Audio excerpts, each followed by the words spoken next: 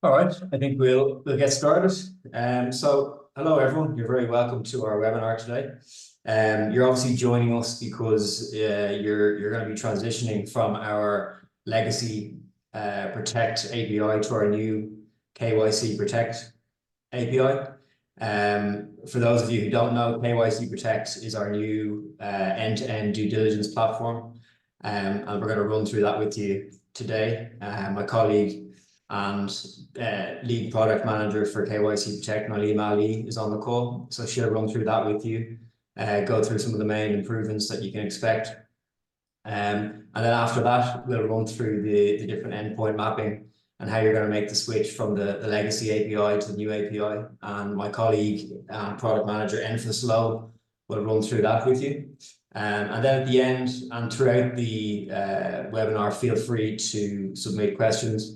We want this to try and be as interactive as possible. So if you have questions, feel free to submit those.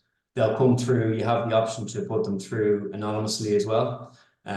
So any questions that we don't get to during the webinar, we'll certainly follow up with you afterwards. We also have two other senior engineers on the call, Tristan Hughes and Thomas Hawkins, who will be able to answer more of those technical questions as well. So as I said, feel free to submit those. We will be recording the session as well. So for anyone or any colleagues who may miss out on this, you can share it with them afterwards. And yeah, I think we'll, as I said, follow up with you after the call as well if you have any questions or you need further support locally. So as I said, I'll pass over to Nailima, who will run you through KYC Protect. That's coming very soon. Thank you very much. So hello, everyone. I'm Nailima Ali, and I'm the Senior Product Manager for all things compliance and risk, or regulatory risk within Creditsafe. I'm just going to give you a very quick overview of KYC Protect because sometimes it's just a little bit easier to see how the differences lie in terms of API mapping when you can see what the overall objective of the solution is. So I'm just going to share my screen very quickly. Can you see my screen? Yep. Yep, great. So this is our KYC Protect platform or application. You will see KYC Protect in the left-hand menu if you use the portal. What it purports to do is to stitch together our business information with our screening and monitoring capabilities as well. So for example, you could create profiles using Creditsafe data, in which case I'm just going to demonstrate that very quickly here. And search. And there you can see all of these results being returned. I'm just going to select one random one. And once you have identified the target, it could be a customer or a vendor that you're trying to do due diligence on, you can export the entire report to KYC Protect. Now, if you have used the legacy solution, which is Protect, the capabilities were that you could only do screening and monitoring, and you'd put in a manual name of a business or an individual to screen against. In this solution, you will be able to do both. 1 second, let me just refresh that very quickly.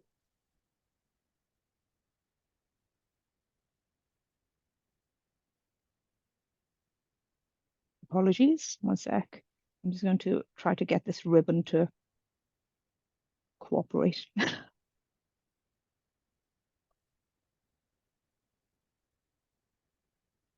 Sorry, I'm just going to minimize some of the things that are here. 1 second. Just have to restart this because I am working from home and therefore my VPN tends to be a little bit variable. But once you have created a business report or exported one into KYC Protect, what you will have is, once you've created it, is something like this. Some of you may have been on earlier demonstrations that I've done. But once you've created this, you can run screening en masse against the business report that has been created from our data. You can screen multiple parties across this. and add them to monitoring as well.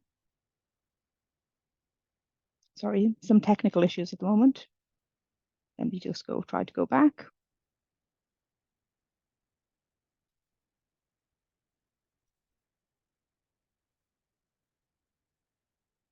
Oh, there you go. Okay. So if I go into AML screen very quickly, anyone that you select as part of your screening, you will be able to view the results in the same way that you do in Legacy Protect. So you should be able to view the details, see why they've appeared. The objective of this being, to be able to create profiles across our entire data without manual, copying and pasting from a business report, for example, and being able to record those results in a comprehensive way. So, for example, if I said this was a true match, I should be able to save that decision and carry on and have that completely audited within the system. Now, in previous Protect, you were able to screen and monitor, but not create a flexible profile. In this case, you would be able to create profiles either manually or through our business data, assign it a risk, assign it a KYC status, assign it a KYC review date. So if when this data lapses, what will happen to this review, approval is this KYC status will change to approved but review due. So it enables people to more holistically manage their profiles. So if I just navigate very quickly to profiles, you will see that there is, one here that I've created previously. The review date has elapsed, and therefore this KYC status has changed. And it just ensures that people can pick up cases and review them continuously if that's something that's required of your organization in terms of your risk policy, and to stay on top of due diligence more generally as well. Now, in profiles, you will be able to do a little bit more than what you have previously been able to do in Legacy Protect as well. So, for example, you should be able to remove profiles, but also assign them to individuals that might be part of your organization. You can search for particular profiles that have a particular risk rating that you might have assigned it, or a KYC status, or by an individual that you have assigned it to. You can also search for a profile using its name, but also its actual internal ID. An internal ID in this case is something that you have specifically assigned it. So if you have given it, a customer number that you may have that you use internally, you can use that to search. So it's not our data, it really does become yours. I'm going to pause there for questions very quickly, because I appreciate that was the whistle-stop tour of KYC Protect, and this is all UI. So I want to make sure that the object was clear. Does anyone have any questions at this point? No? Great. If anyone does have questions, there's a Q&A function, as John has mentioned. You can put your questions in there, and one of us will pick it up and answer those questions. Without failing that, we will come back to you after the webinar's finished. Without further ado, then I will start passing over to Enfys to show you the endpoint mapping. Thank you, Nalima. As mentioned, I'll give a quick demonstration now of the endpoints that you'll need to use to migrate your existing integration from our legacy product to our new KYC Protect. I'll just share my screen.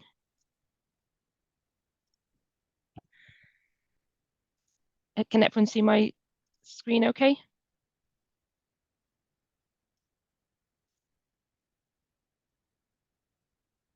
Yep, you can see it. Okay, brilliant. So in KYC Protect, there are two potential workflows that you could follow. The first is to start with creating an AML screening search, which you would be familiar with in our current Protect product, which you can then choose to add to a profile. Or you can start with creating the profile and then screening from there.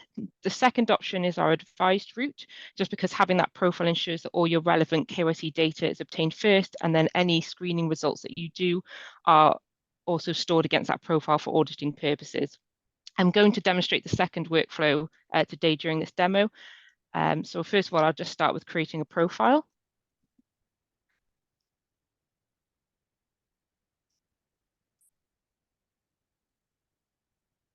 So there are 7 profile types: company, PLC, partnership, trust, and other entity, which we class as our business types. And then there's sole trader and individual, which we class as our individual types. So I'm going to enter the profile name. So I'll just copy this. The type's already set to company. I'm going to add a legal name because that's a mandatory field. And then the rest of the fields are optional, but I'm also, for the purposes of this demo, going to add an internal ID. That's Naima mentioned earlier, and I'll just add a comment to the profile as well.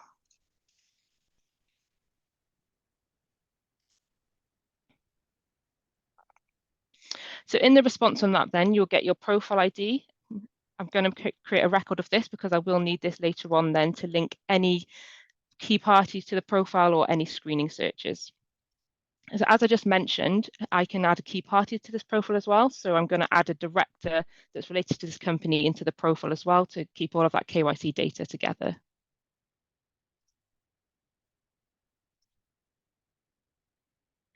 So you can add key parties for directors, shareholders, or UBOs, and it's available for all profile types except the individual profile type. So that is company, trust, PLC, partnership, other entity, and sole trader. So I'll just add the director's details.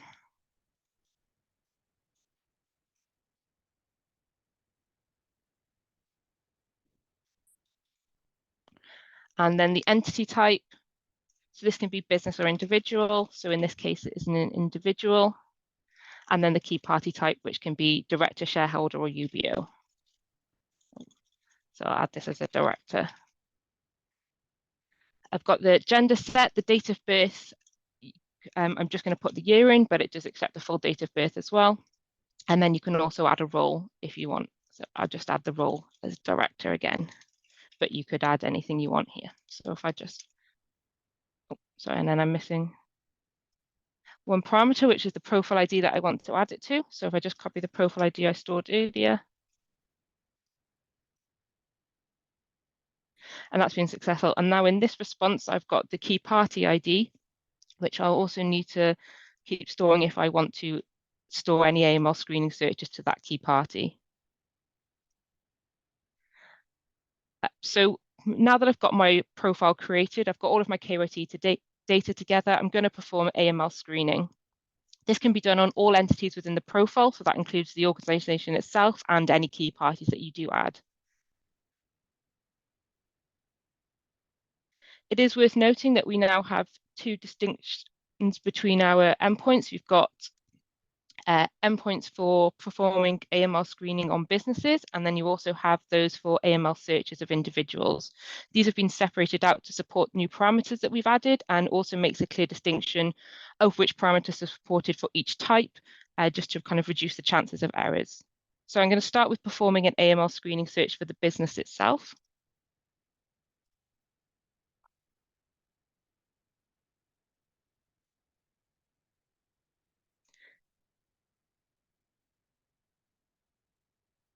So we can add the threshold that this search is for. I'm going to add this as 80. You can go between 75 and 100 in increments of 5. We'll add the name of the business that I'm going to be doing the AML screening for.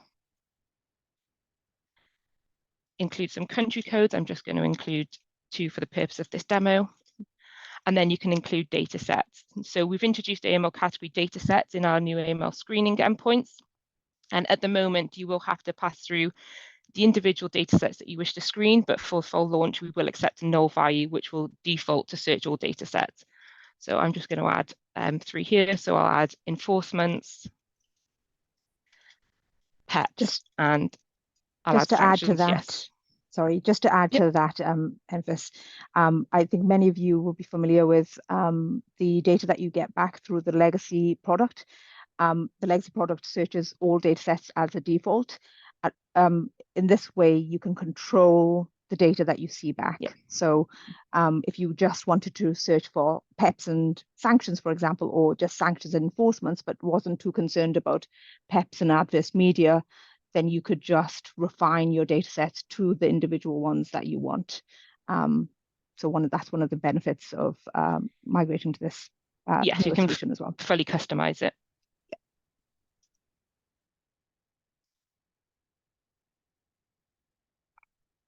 So I've just performed my AML screening now on the business. I've now got my results here, including the search ID, which I will use to link this search to my profile, but I can also see in the response the total number of hits as well. So this is definitely a searching result that I want to delve into more information and analyze. So this endpoint I've just used now is just to perform the AML search for the business.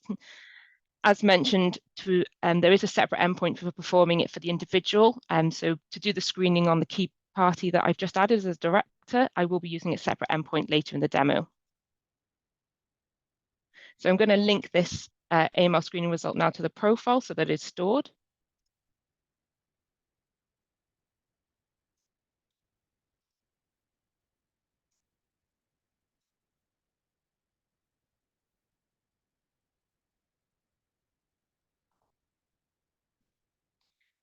So if I just get my profile ID that I stored earlier. And in the body, I'll just pass the search ID.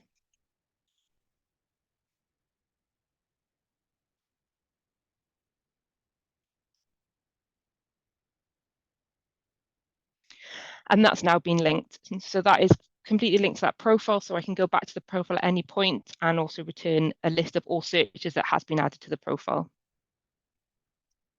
Now that that's been linked, I'd like to view specific details of those 2 hits that I saw in the response. But firstly, I will just need to get those hit IDs. So if I just go.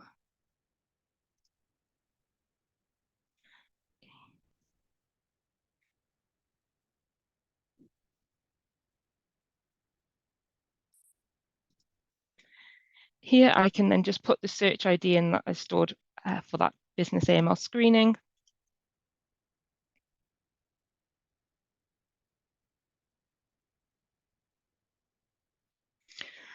And in this response now, I will have the hit ID of both hits. So if I just take this first one, I can use this now to get the specific details from that hit and analyze the data returned.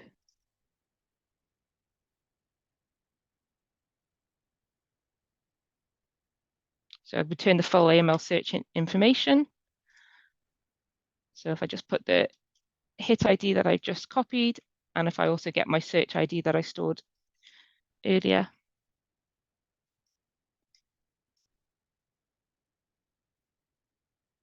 I'll get the full information from this hit then, and I can review that data. From reviewing that, you can then update this hit and you can add a status to it. So there is an endpoint here where you can update the status to undecided, true, match, or false positive, and then you can also add a note to document your decision and how you perhaps came to that decision as well. So again, you would just need to pass the search ID, the hit ID, and then in the body, you can pass your decision and just add a note. So you can also similarly provide updates on the search itself.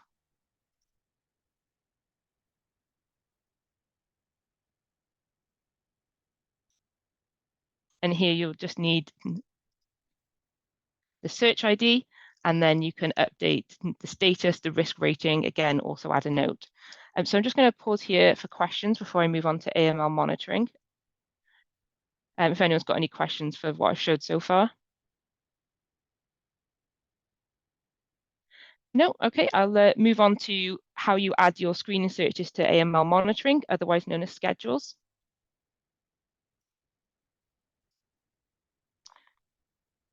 So I'm going to add that business search that I just did to AML monitoring, and you can monitor specific AML categories which mirror those data sets that you could customize in your AML screening.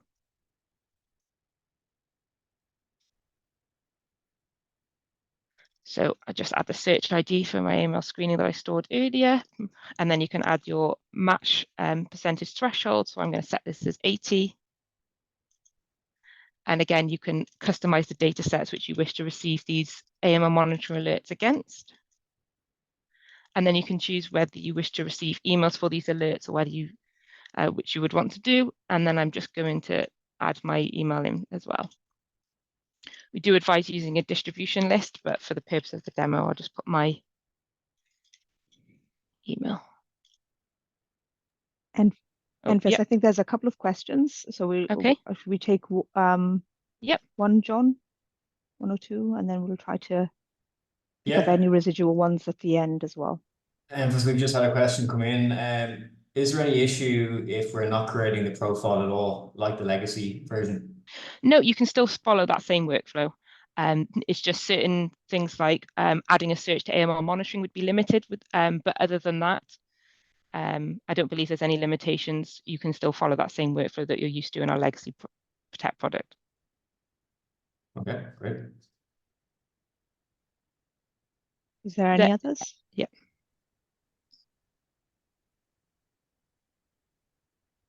No, that's it for now. No, okay. Yeah. I'll just post this then. So I'm just adding a search to the AML monitoring, and I've. Sorry, just one more question came in again from the same person. We need to upgrade our existing rows. Sorry, can you repeat that, John? The question is, do we need to upgrade our existing rows? I don't know if John or Tristan, you're able to. We might need to get a bit more information from the I don't know question. If it's in searches that are done previously, I guess. I'm not sure if the question's around that. It just needs a bit more clarity on that question, sorry. Oh, so I think we've got a tiny bit more clarity. So I mean, the person that's asking the question is, I mean, apply migrations on the results from the legacy system. Oh, do you mean, I don't know if we can, perhaps this is a question that we might have to take offline just to get a bit more information. But if you're referring to trying to export results from the legacy solution into the new solution, that won't be possible. And the reason I'm saying that is because the data structure is very different, but also the supplier of the data in the new solution is different to the legacy product.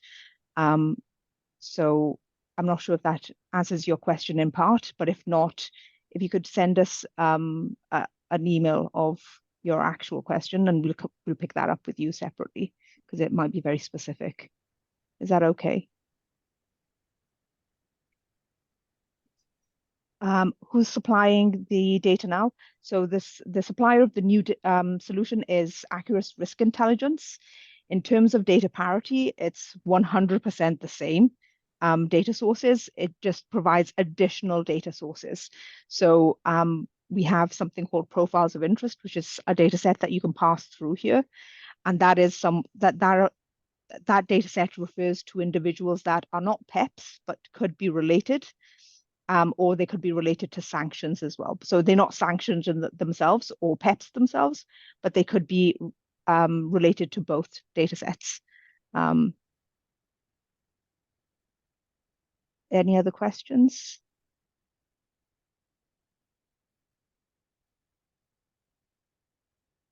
And I think there was one more on if there's a question, is there an issue if you're not creating a profile at all, like the legacy one? No, you don't have to create a profile. The profile is there for you to maintain a complete record if you want to, and add things to monitoring. So you create a profile if you want to do the initial screening and add it to monitoring, but you can utilize just search if that is what you're doing currently.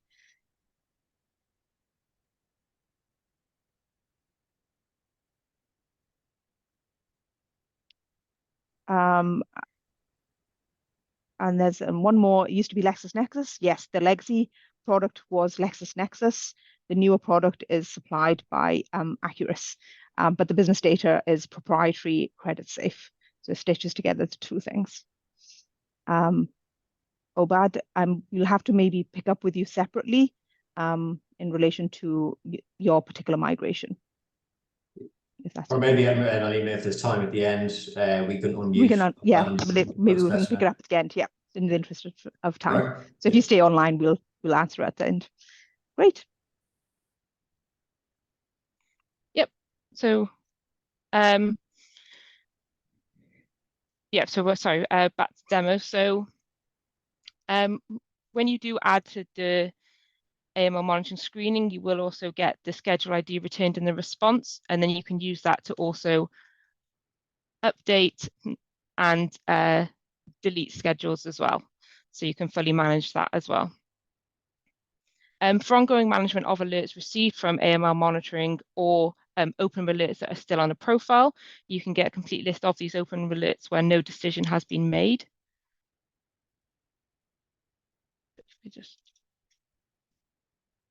Here you can return all hits linked to the profile. And if you just pass through your profile ID,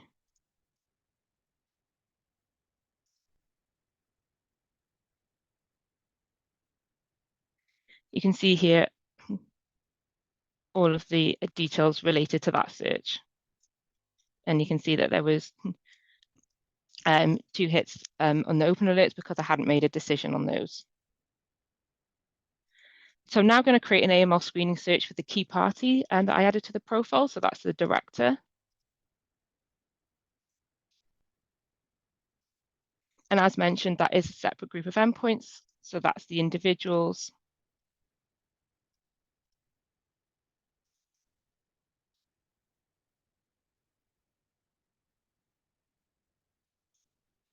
So I'm just going to add my match percentage threshold like you have currently in existing Protect.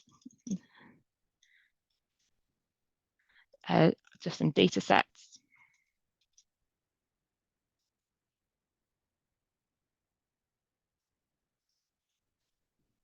The countries which I wish to perform this screening against, and then the director's information. As is an individual, I'm adding first name and last name, but you could be, you could also pass the name through too, and then date of birth. You can also perform screening against pet tiers, but I've commented those out for the purpose of this demo. In the response, similar to the AML screening for businesses, you will get the search ID as well, which you will need to use to store it against the profile. So if I quickly link the AML screening search to the profile.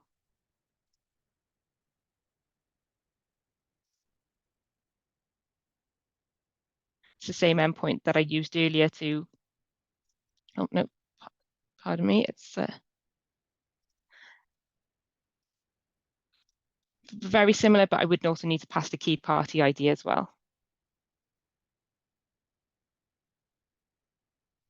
So if I put the profile ID that I stored earlier,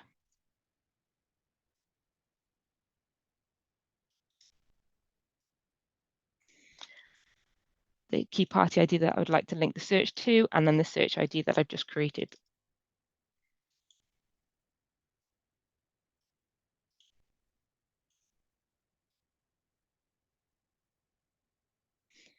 From here then, with that search ID, I can view the results, the specific hit details, and make decisions exactly the same as I had for the business.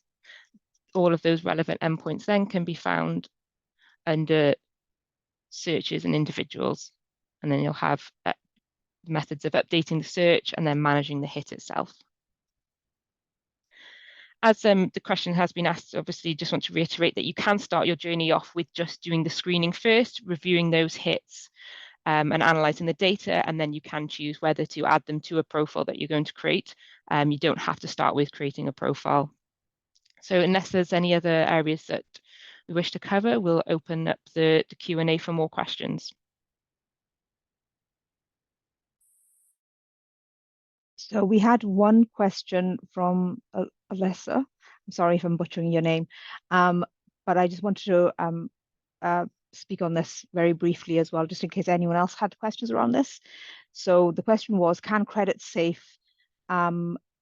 create the profiles for our customers? So if they give us a list of clients, can we create the profiles within KYC Protect? So as part of your migration, if you're moving from Protect to KYC Protect, you will be able to, you've got a few options. So you can use the batch load functionality within the new solution to create all of your profiles for you. It's just a template, a CSV template that can be uploaded into the system. You can use that to create all of the profiles and perform screening and add it to monitoring. Or as part of your migration, you can ask us to move your records over. So if you have existing records in Protect that you want to be migrated to KYC Protect, we can do that automatically for you as well. But what that will do is every single investigation that you have within Protect, those will be, each investigation will create a profile and the investigation underneath it. And the reason I'm specifically talking about that right now is because profiles are very static in the old system. They were just containers. And so some of these profiles may have several investigations in them. And often that might be on a portfolio level. So for example, someone might say it's high-risk German customers and all of the investigations are high-risk German customers. But in KYC Protect, it should be one profile for one customer or vendor. So each investigation would create a profile as part of that automatic migration. But so you can opt out, you can say no, we don't want the automatic migration, we'll create the data ourselves, or do the migration ourselves, or you can say yes, we want to be part of that automatic migration and we will move your records over. It's totally up to you. But please do let your account manager know which way you want to go. So if you want to do the upload yourself and you don't want your data to come over, please do let us know.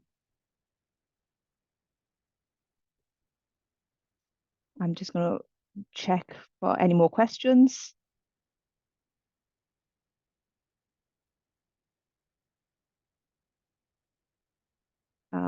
Shall we see if we have any others? I think there was a couple that maybe we need to address. I got one that might help any technical guys on you, Nelly. So, Envis, when you were showing the request that we can omit the data sets we want to search against, so PEPs and things like that, they were like 3-character codes. Yes. That will provide. Yeah, those are listed in the Connect documentation. Perfect, cool. There is a slight difference. So previously, I think everyone would have been familiar with adverse media. It's called reputational risk in this platform. So there's slight differences. There's more data sets that you can pass through, like insolvency register, disqualified directors for individuals, and profiles of interest, which have never been incorporated before. It just means that you will have a much more holistic view of risk, and you could omit the things that you're not interested in as well, more critically. Sorry, go ahead, John. Yeah, I'm just going to unmute Obad so that you can ask the question yourself. Hi, Obad. Yeah, hello. Do you hear me? Hello. Yes, we can hear you. Okay, cool. All right. So coming back to my question about the migration. Actually, right now we are communicating directly to your legacy APIs, and we store some results from your side into our system. So right now, when we do this kind of switching to the new APIs, right?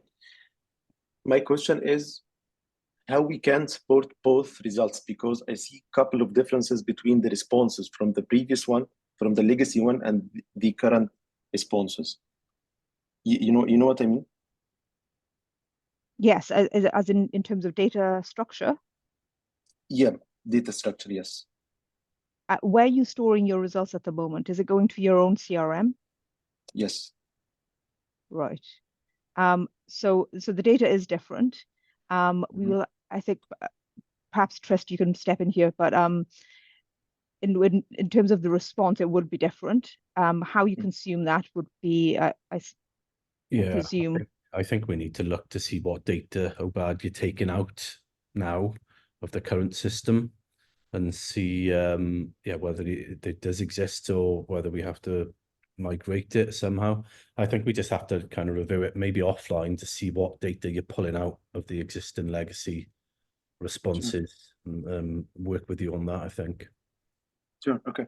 The other question actually about the legacy APIs, they are going to continue for some specific period of time, or after some time it's going to be off? Yeah, it will be decommissioned. So our objective is that it will be decommissioned. We're hoping to migrate everyone off by the 1st of September.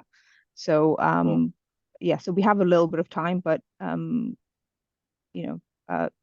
it's because of the inflexibility of that API and the results that people get back as well. So for example, profiles in the legacy system, you couldn't delete profiles. So it was causing data integrity issues for a lot of people as well.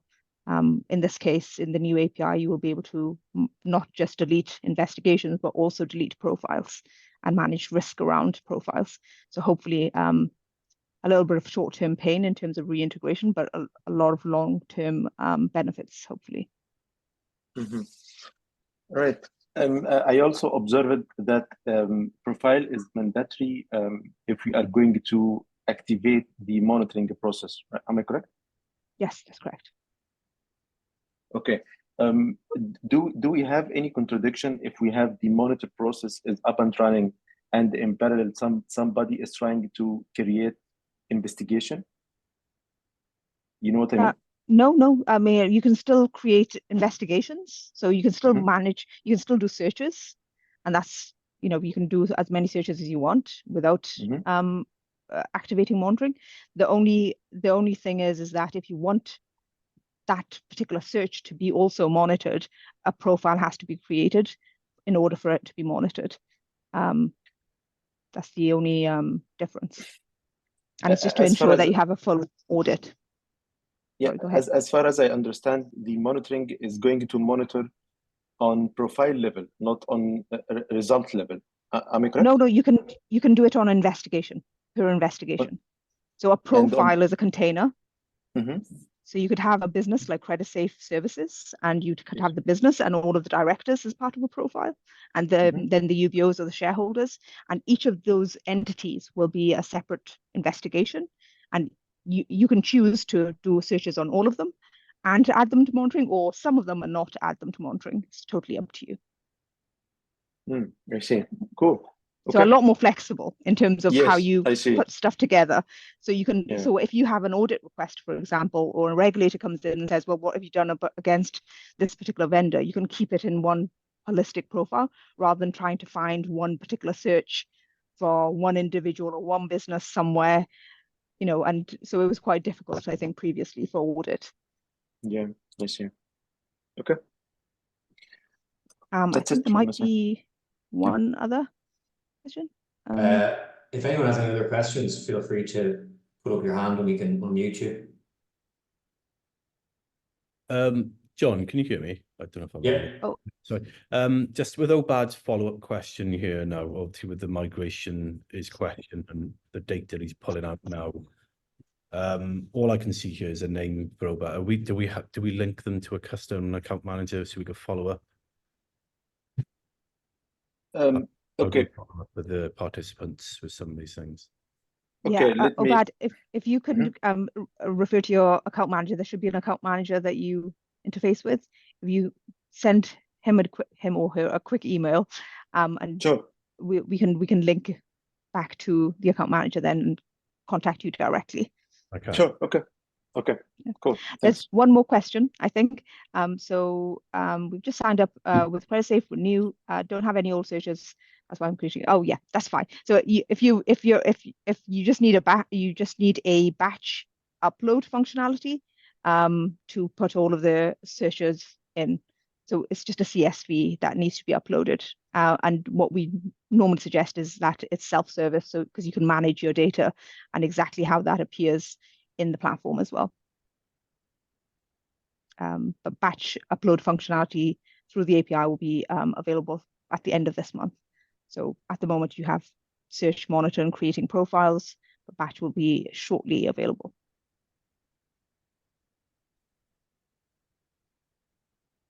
Okay, any other questions? No, I think we're good to wrap it up there. Thank you very much, everyone, for joining. And as I said at the beginning, sorry, John, we have one more question. Okay. Abad, you can just unmute your Abad again. Yeah, I'm sorry about that. It's okay. No problem. The question is, do we have concrete differences between both environments, sandbox and production environment? Do we have differences? I mean, in terms of responses or in terms of results and so on, because I don't need to see any surprises while I go to production. You know what I mean? No. I mean, as staged and production should be exactly the same in terms of data. The only difference really is in test. Is that correct, Tom? Just to confirm my view. Technically, the data is the same throughout all environments, but they perform differently because we have lower TPS in other requirements environments. But we should be exactly the same in terms of responses, etc., and data in all environments. Fabulous. Answer your question about? Thanks. Appreciate it. Great. I'm just going to check for any more. If anyone does have a question that we haven't addressed or you think about something afterwards, please do contact your account managers and they will route it to us in any event, and we can always pick up offline as well. Yeah. We can share the recording as well if you want to refresh your memory or you want to review that again. That's no problem as well.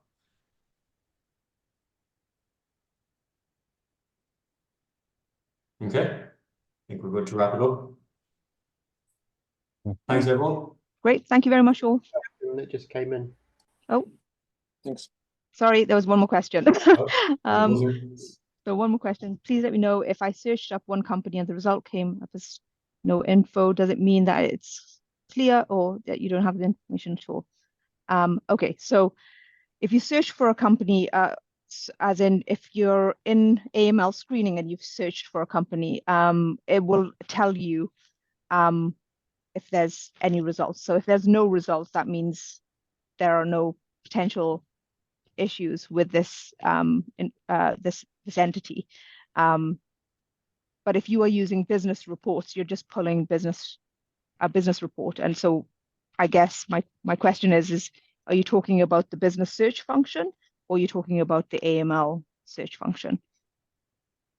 Because if you're talking about the business search function, then if the search comes up, so if it's a business report search, that just means that we don't have a business report to provide you, potentially. Not necessarily that there's no issue.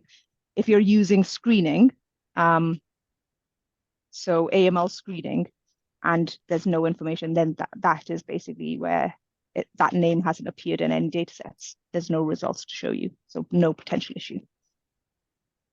That makes sense?